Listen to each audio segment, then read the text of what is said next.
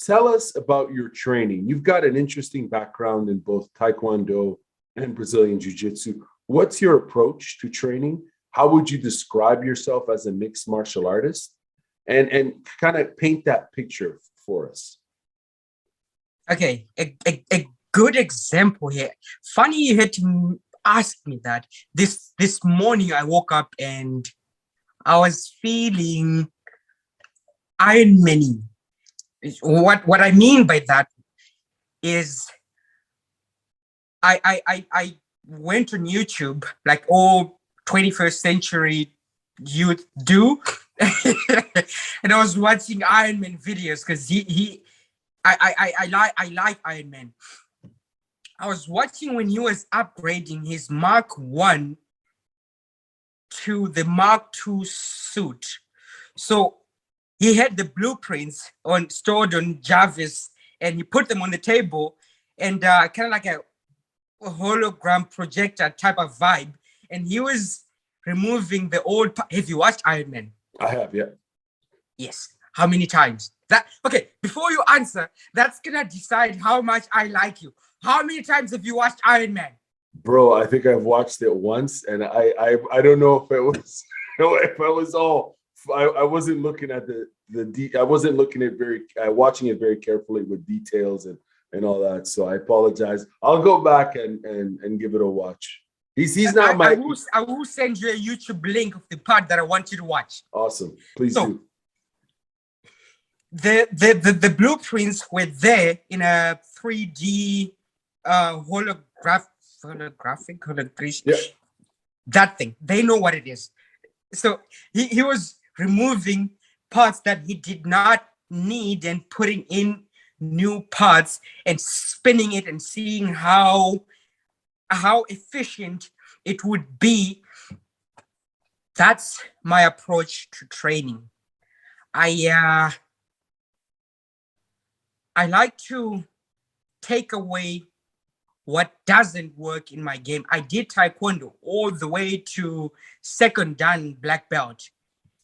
And there were things that I had to throw away, kicks, movements that I had to throw away that were inefficient in the sense that they used a lot more energy, or they would get me in trouble if I missed, or I won't mention what exactly because I know people are going to be stalking me for the next championships by listening to you.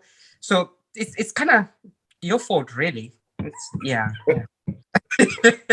No, I totally respect that. You don't want to give away too much, but it's a that analogy you use of Iron Man and getting rid of some functionalities or some capabilities and keeping some and refining his gear is a fascinating one, because and it's interesting too, because this is my first time ever watching you fight in this tournament.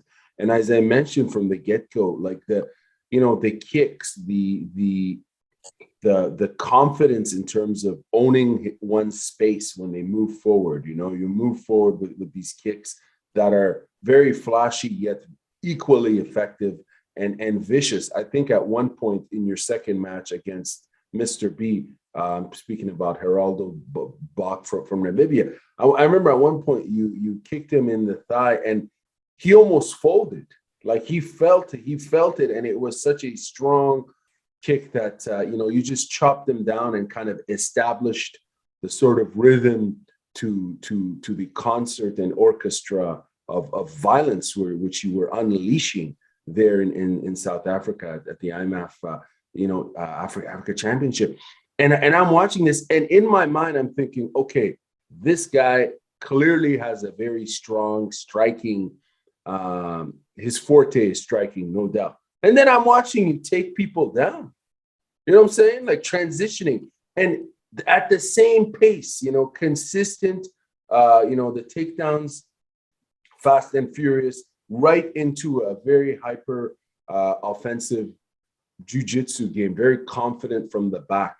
As far as we're working from your back for arm jujuji gatame, arm bar triangles, very easy, flowing from one thing to another. And I'm thinking to myself, wow, this is very interesting, because having almost, I would say, if I can generalize, almost two very key specializations, which is the striking, the kicks and the hands, of course. But I think that the kicks were the ones that really were so unpredictable for folks, because that style, people always criticize some styles and say, oh, that's not applicable to mixed martial arts. I think every style under the sun has something to offer. And as you're saying, Iron Man will keep one capability and we'll get rid of another. But it's a puzzle, right? And who you're facing, you always have options to your arsenal.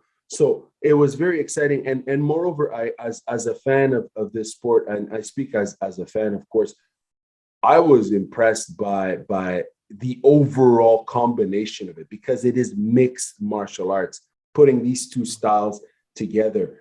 Now, in your approach, as far as the grappling aspect, you mentioned that you're a Brazilian Jiu-Jitsu African champion.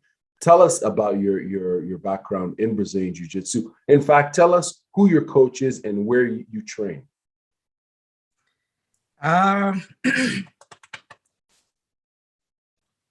People are praising me, and I thank them from the bottom of my heart. Now, actually, no, from the whole of my heart. I truly do appreciate everything.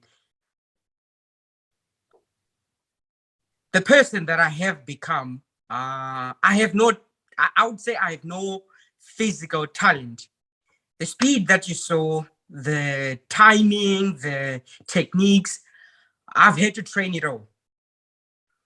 Again, it started with a vision of what I could become.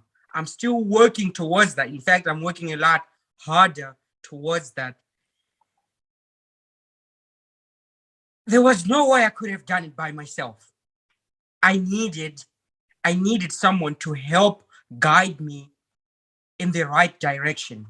When I was in my taekwondo days, years back, I had a teacher that not only taught me techniques, but that taught me how to think while doing taekwondo, which I still use now. In one of the interviews, I mentioned that I'm only Frankenstein's monster. I'm not the real deal here.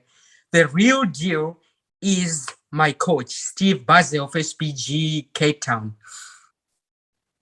That's the man behind everything. The guy you do not see. That's how confident he is in his ability to teach. He was like, okay, son, you are ready. Go to Joburg and conquer. Bring back that gold medal. I'm gonna stay here and help the guys because there's more of them. Now, how many coaches do that to just send their student to the African championships against the best in Africa, and he just sits back?